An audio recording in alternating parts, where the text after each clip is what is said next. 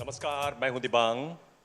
With the assembly elections in April, May next year, 2026, SIR has triggered a political storm in Tamil Nadu.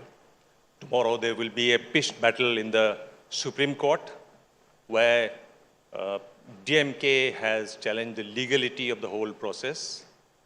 On the other hand, AIADMK has filed an application supporting the whole process. Not to be left behind, even Vijay's party has questioned the Election Commission. So it promises to be a great debate, intense, full of heat and dust, and hopefully some light. We have 4 participants. We have been already introduced. Can I start with Mr. Dharanidharan? Your leader says that it amounts to murder of democracy. How do you explain that? See, in a democracy, even if one person who's eligible to vote is not able to vote, then it is travesty to democracy. Very simple.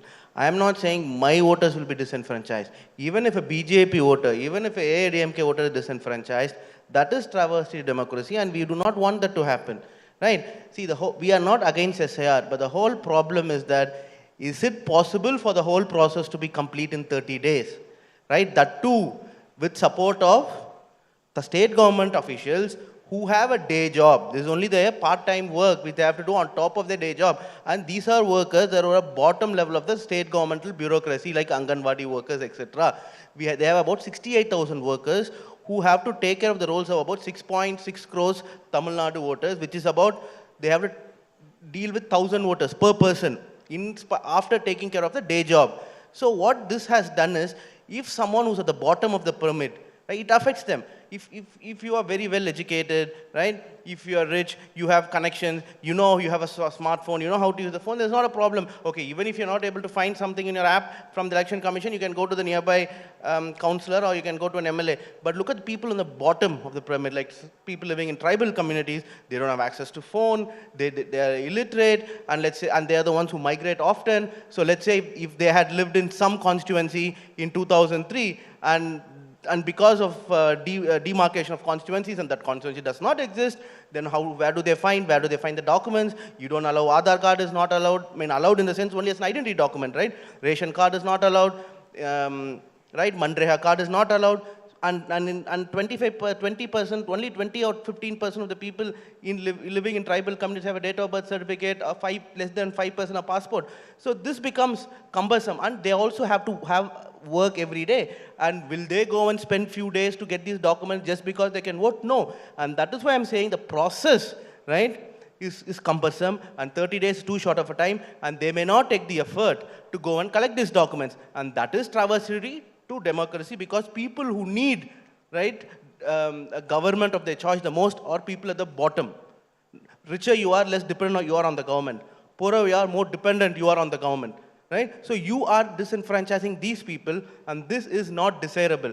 I am not saying the Election Commission is only ill-intended. Okay, they're either incompetent or they're ill-intended. We do not know. But one of this is definitely true. Right? Even if you look at 2024 election, in 150 constituencies, the vote polled and vote counted did not match. Right? So definitely it has to be either incompetent or ill-intended. I will also tell you the one single line. In a democracy, people elect their government. But SIR, it is the government which is choosing its people. And that is not democracy. Okay. Mr. Kovai Sathyan. So he has raised a very basic issue. And, you know, he echoes the BLOs, the workers who are actually going there. And they're saying that we have to take care of our jobs, and there's so much work pressure that mistakes are bound to happen. How do you see this? That's a very valid argument. Very good morning to one and all present here. Now I am confused. Is DMK alleging that BLOs are overloaded, or they are more concerned about eligible voters will not be in the list? What is their contention all about? Why are they shifting goalposts now and then just to suit their narrative? Let me tell point blank here, and let it reach to the people of the entire India. India Alliance, where DMK is a major party, they allege that the SIR exercise is vote chori. But what's happening in Tamil Nadu is, it is DMK who is doing this vote chori. It's a blatant, it's not even an allegation, let me tell you.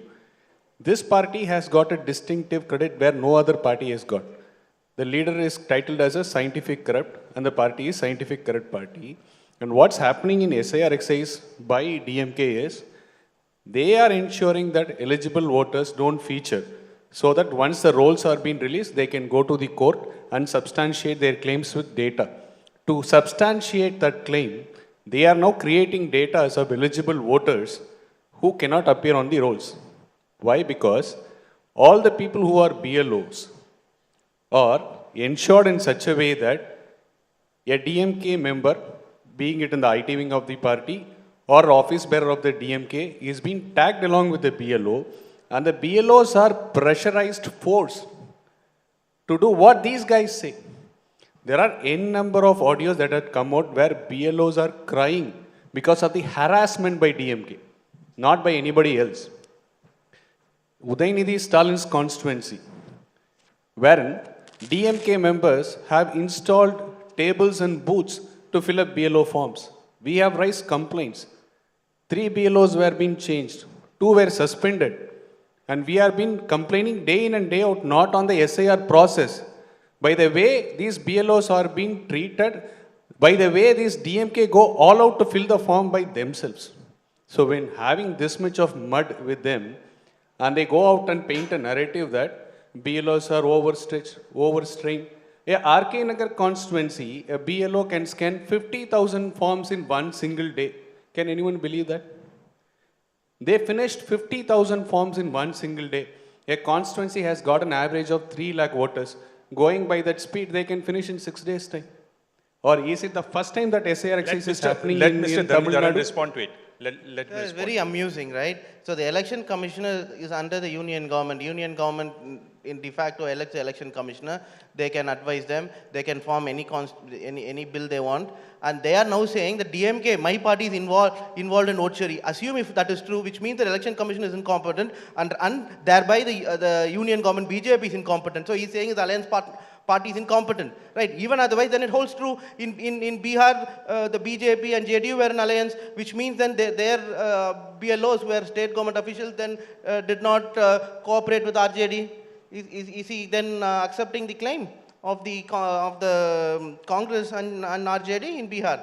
So this is baffling to me. The whole point is 6.5 crore people or 6.6 crore people electorate. You cannot do the process in 1 month. It's impossible. Why? What do I mean by vote chori? What do I mean by vote chori? Even if a single person who is eligible to vote, if he is not able to vote, then that is vote chori, because to vote is his right? And to deny him to vote because of the process, because of incompetency, because of ill intent, then that is vote chori, and that is travesty to democracy. I don't see what the confusion is. You haven't done the census, which has to be done in 2021, now until 26. Has it happened in independent democracy? Okay, you will say COVID, but COVID is like gone 3 years back. You could have done the census, you will know the exact number of population living, you could have verified the fresh rolls with the rolls of the census, you have some reference document. Now you don't have any reference document. What is the hurry? Okay, the first SIR was done in 2002 to 2003, 2005, right? But 21 years this SIR has not been done. So if 2014 to 2025 BJP is in power, they could have started the process in 2017, they could have started the process in 2021, they could have started the process in 2024 in Tamil Nadu after the union government election. There's 2 years time. Or you could have started the process in 2022 before the 24 elections. Why 1 month? Why 4 months before the election, giving 1 month time? Or you could have started it during the Bihar election itself. Tamil Nadu SIR also. Okay, we got your point. We got your point. Yes, you only depend on the state government officials. Mr. Suryah, Can I finish? Can I finish this? What Briefly. is more amusing Very is briefly. anything that is against the law is punishable. I am alleging that they are doing the scientific vote chori, and what the terminology used by my friend Salem is, it is incompetence, which is very amusing. I am saying they are indulging in this scientific corrupt practice of removing an eligible voter by not filling the form. The forms are filled not by BLOs, but they are DMK people who are there on the ground with BLOs. They intentionally correct, omit a mistake. They write it as unverified. What is the need to write unverified? So they are doing a scientific correct practice of removing an eligible voter. What is more amusing is 2016, their leader Karunanidhi, just 2 months away from the assembly election, he wrote a statement, big statement to election commission saying that only 2 months are there for the election to happen, assembly elections. Please conduct the eligible exercise of removing the fraudulent voters. While they were in opposition, RK Nagar, Stalin went to the election commission and said elections are round the corner. Please remove 40,000 bogus voters. Okay, let me join. Thank you, Kovai, for agreeing on the phone second. One One moment. second, One 10 moment. seconds. When I'll it give comes you a to chance. them, I'll give you a time chance. doesn't matter. 1 moment, sir. 1 moment. No, 10 seconds. No, Thank you, just Kovai, 1 for moment. agreeing election commission is incompetent. Thank you for agreeing with me. agree. It's I am saying incompetent you are organization. scientific corrupt. If whoever is You are not able to able to manipulate the defend your system, party. if they are incompetent, right? So you agree that you are If anyone scientific is- corrupt? I'm not saying that. You are If agreeing your that you are accusation is scientifically true, corrupt. if your accusation is true, election commission No, is you are incompetent. agreeing. Thanks for If agreeing your that you are accusation is scientifically true, then corrupt. election commission is incompetent. I So am as per saying- your Thanks for accusation, agreeing you are election scientifically commissions are corrupt. incompetent. If your allegations Thanks are for true, agreeing you are scientifically as per your scientifically allegations, corrupt. if your allegations are true, election commission is incompetent. You- So that's thereby, your what you say, allegation. election commission is incompetent. Thank you so much. Thank Okay. you for agreeing you are Okay. scientifically corrupt. Okay, let me join Dr. Suryah. So he made a very valid point. There's been census since 1881. After 2011, there's been no census. You said because of COVID, but so far 142 countries have conducted census. There's no sign of census here. Now, in this case, in SIR, what is the hurry? Why do you want to do it now? You could have given it longer time. You could have taken everybody on board. Election Commission could have done that. So I was very amused when Dharanidharan said not one vote should be missed. So turning back in the year 2006 when Congress, DMK, UPA was ruling this country, 73 eligible voters were removed from the voter list just because of want of photograph. So I have the CAG audit report of year 2010 which says the election department did not have backup of 73 lakh eligible voters who were deleted for want of photographs. So in the year 2006 alone, 73 lakh eligible voters were not allowed to vote by the UPA government for reasons unknown. So I don't understand. He talks about one vote. Here we are talking about 73 votes. Secondly, the DMK say that whole SAR process is unconstitutional, or does it have a legal validity or a constitutional sanction is bogus because it is clearly mentioned in the Representation of People's Act under section 21, subsection 2, that before every general election, there should be a mandatory SAR process, which was not conducted in the last 20 years. We have seen reports in the last few days about the top command not being interested in doing the SAR process ever since UPA government came in the year 2004. So it is very clear that 2004 to 2014, except for the 2005 left out SAR process, no SAR process happened in this country. So now I will come to the practical viability of the conduct of SAR. Dharanidharan says there are 1,000 voters in every booth. How can a single BLO cover everybody? So what he hides is there are 1,000 votes, but when you take it into houses, there are 250 to 300 houses in every booth. And every booth has a BLO allotted by the state government, supervised by the central government. So a BLO need not visit 1,000 houses, but 250 to 300 houses. So if you take it as an average, a BLO has to visit only 10 to 15 houses a day. You will complete this process. It's not that difficult. But like BLOs Kovai themselves Sathyan are says- complaining that they are overburdened like and they are Kovai scared that Sathyan they will says- make mistakes. Like Kovai Sathyan says, even in my own South Chennai constituency, there is a BLO who is weeping because of the torture by the DMK. We have seen BLOs crying throughout the state, not because of work pressure, but because the torture that is meted out to them by the DMK low-level workers who are like ward members or ward secretaries, etc. Not a single complaint from any BLO in Tamil Nadu has been registered for the work pressure, but by the DMK office bearers. Yeah. So it is very untrue that BLOs are, given under work stress because 10 houses they can easily visit. It is not difficult at all. Okay. Benet Antony Raj, do you think it's going to be a big issue in the elections here in Tamil Nadu? Is it going to be a big electoral issue? Yes, sir. Good afternoon, all. Actually, our leader Rahul Gandhi already told that institutionalized vote theft for this SIR. So the SIR process is going on now.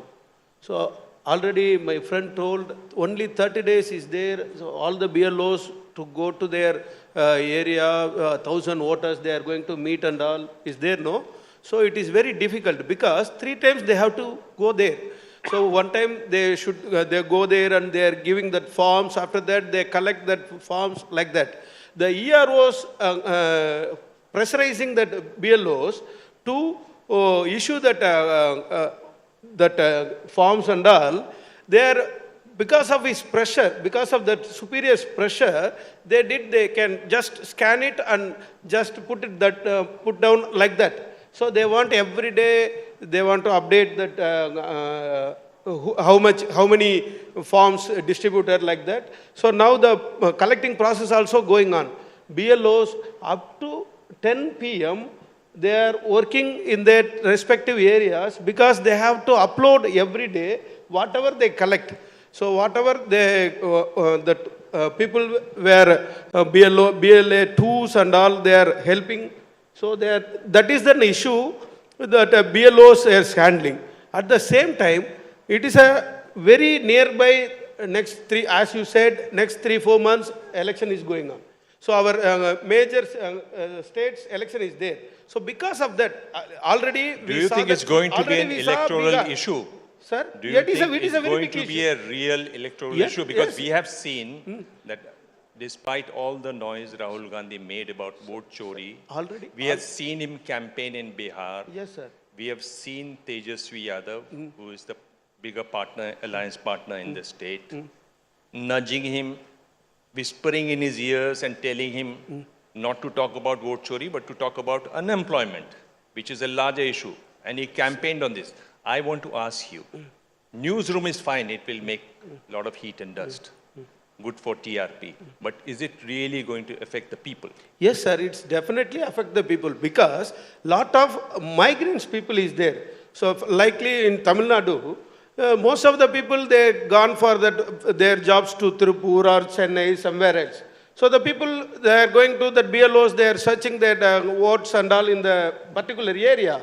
That time, that nobody is there in the home or nobody is there because they will go for a job. After that, they will come within a month or sometimes within 2 months once they come to home. Because of their jobs, they are going there. So if they are all voted for last 2024. Last 24, they are all cast their votes. Now, within 2 years, all the elections, previous elections, they cast their votes. Now, you say you are not there in the house, so that is why your vote is not there. So it is very unfortunate, right? So the people are affected, obviously. So I have only one point to make. Why SAR is needed? So in the last 20 years, let us take Tamil Nadu as a case study. The average deaths per year is 5 lakh to 8 lakh. It is between 5 lakh to 8 lakhs. We all know how we registered to become a voter. But has any of us done any exercise to remove our votes from the electoral roll? It is very difficult process. Except for the SAR exercise, you do not have an option of deleting a voter from the voter list. So I have taken the survey in my own constituency, Velicheri constituency. 15,680 voters, they are dead, but they are still figuring in the electoral rolls. So how do you delete them from the electoral roll? Every year after election, we keep telling Mumbai's voting percentage is less, Chennai's voting percentage is less. We keep blamed for not voting at all. But people do not understand that at least 20 to 25% of the voters who are in the electoral roll do not exist at all. So how do you purify the electoral rolls? That is the first question. Today, in every single booth in Tamil Nadu, at least 100 voters are identified to be dead, but they were not removed from the list. Is there an exercise at all to remove the electors who are dead from the electoral list? No. That is why SAR was enumerated in the first place by the Congress government in 1950s. After every general election or before every general election, there was a SAR process. That's why in independent India, we had 13 times the SAR process. Okay. It was halted for the last 20 years. We have started it again without questioning the timing. Okay. You respect your own procedure that was formed. Okay. One of the things your leader says that it will deprive a lot of people from minority communities, SCs, STs. How do you justify that? What is the basis of that? I think before coming to that, I think that was my introduction point. But the more interesting point here is that no one is not against the process in which you want to purify the rolls. Of course, the rolls need purification. That everyone in my party, including the chief minister, including the spokesperson, have been saying that. But the point is a 30-day timeline sufficient? The answer is no. The app is crashing. In fact, the last, I think 3-4 days back, for 2 days, the app did not work. We could not upload. The IT wing secretary of my party has also posted it online, tagging the election commission for 3 days in a row. So 30 days timeline, that too in a month when you know in November, December, it rains in Chennai, and then you have Christmas, then you have Pongal. So that even the timing is not right. So why now? So if SG Suryah is aware of the electoral rolls needing revision, why was his party that has been in power for the last 11 years sleeping on it and not undertaking SIR? When SIR was undertaken in 2003 and 2005 subsequently by the NDA and the UPA, what was the Modi government doing for 11 years? That is my question. Are we saying that we don't need revision? No, we are saying we need revision. But the point is, why will the downtrodden be left out? For example, let's say I have someone from a migrant laborer, or rather someone from Yerkad, tribal person working in the field, right? Is migrating from Yerkad to somewhere close to Pollachi, right? Migrant laborer. And he is born in 95. His parents passed away in 2002. In 2025, he goes close to Pollachi. So when he goes to Pollachi, that constituency itself, Salem earlier existed as Salem 1, Salem 2, now divided into 4 constituencies. So he will have to go and find someone in his family, their name. His parents are not there, he's not going to find their name. Even if they were alive, where will he go and find their name? Because constituency has been renamed or demarcated, point number 1, point number 2. And then, what documents do they have? Bottom of the pyramid, what documents do they have? They have an Aadhaar, but Aadhaar can be only used in an identity card. Okay, they have ration card, but you don't accept ration, right? They have Manreha card, you don't accept Manreha card. So you're asking passport. Will someone, a tribal person from a tribal community, have a passport? No. Birth certificate, what percentage of population in this country born before 2000 have birth certificate? 20%.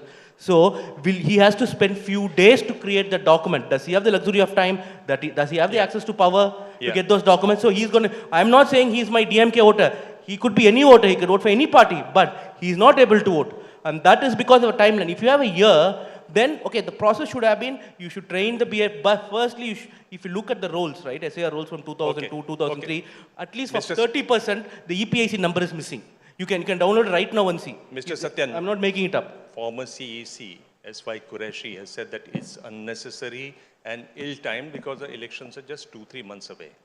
He said that if you wanted to do it, there should have been at least 2-3 years so that all the parties are on board. There was no need for this hurry. Parties who are there in the respective area or state are very well aware of this exercise, and they are updated about the happenings each and every day. The question here is why DMK is so rattled about this SIR exercise. Is that what they need to answer? They are saying that no eligible voters should be left out. Why their leader MK Stalin has not still made a statement that every constituency in Chennai is filled with 20,000 to 30,000 bogus voters? Our leader released the data in Tambaram constituency yesterday that in one address, more than 380 voters are there.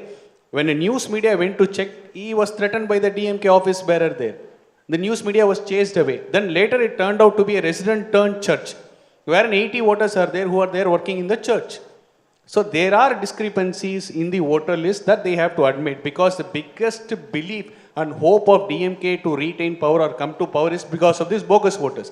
Udayanidhi Stalin constituency has got 11.5% bogus voters, 30,189 numbers. Last month we have submitted the record to the district collector and we have made the appeal to the election commission. Why they are saying that, or why there is no statement from MK Stalin that bogus voters like people who are dead, who are shifted, or who has got double voters should be removed? Why there is no statement from them so far? I'll give you one just statistic. one last question. Don't you think election commission should have taken all the parties along on this issue? Because everybody wants that the voters list should be purified, should be cleaned. Shouldn't they have taken everybody along? So the answer to that is, shouldn't the responsible parties respond to election commission? When election commission says file an affidavit for your claims, should a responsible opposition leader should file an affidavit for his claims? Please just respond to this. If the claims are fake, you will not come forward. If the claims are genuine, what is the point in taking forward with election commission? commission? The election commission have taken Every along. Just party to that. BLA is working in the ground. I've attended at least 6 meetings where every party representative came. The question is, adding to Sathyan's point, Chief Minister's constituency Kolattur is complaining so much I'm of completely duplication. out of time. Shouldn't Election Commission take It is everybody the- along even- in this process? Even in Bihar, I'll tell you, Congress had Dharanidharan, what do you have to say to that? 17,549 BLAs working in the Shouldn't ground. Election Commission take everybody along in this process? See, the election commission has not taken anyone along. I'll tell you how ill-intended the election commission is. For example, since independent India, to be a like booth agent, BLA2, you will have to be a resident of that booth, right? Point number one. But miraculously, a week earlier, election commission comes with a modification that the booth level agent could be anywhere in the constituency, No, need no, not no. be a resident of the No, booth. no, no. Booth. Their This is true. BLA is And the BLA. it helps only one party, Their BJP, BLA is because not- BJP does not have booth level workers in Okay, Tamil Nadu. You cannot They be have a only one BLA party. if you are not from the same booth. Thank you so much. You They cannot are be Only BLA one is a party is BLA. BJP. Thank you, That is sir. ill intention. That is point one. Another point is someone has been telling about 73 voters being missing 73 lakh. in 2006. Six. Right, 2006, and then they'll say, so Mr. Supreme Court came with the Dharanidharan, guidance. that's all time I have. Thank you so much. Thank you so much. We have to finish it. I'm sorry. I'm sure No, this, like 10 this seconds. debate will continue. Thank you so much for being with us. Thank you. Thank you. Thank you so much. If I may kindly request Mr. Ganesh Ramchandran to join us on stage and felicitate our speakers. Ladies and gentlemen, as promised, a conversation that truly was candid and, of course, a wonderful starting point, I think, as we move ahead through the rest of the day as well. If I may kindly request Mr. Ganesh Ramchandran to do the honors. We're truly privileged to have with us on stage voices that matter. In fact, if you actually take a look at all of our speakers today, you'll notice that not only do you rarely see them sitting still, it's very rare that we see all of them in the same hall with a packed schedule. So truly a moment to extend our heartfelt thanks to each of our speakers for their presence here more than anything, and of course for the valuable thoughts.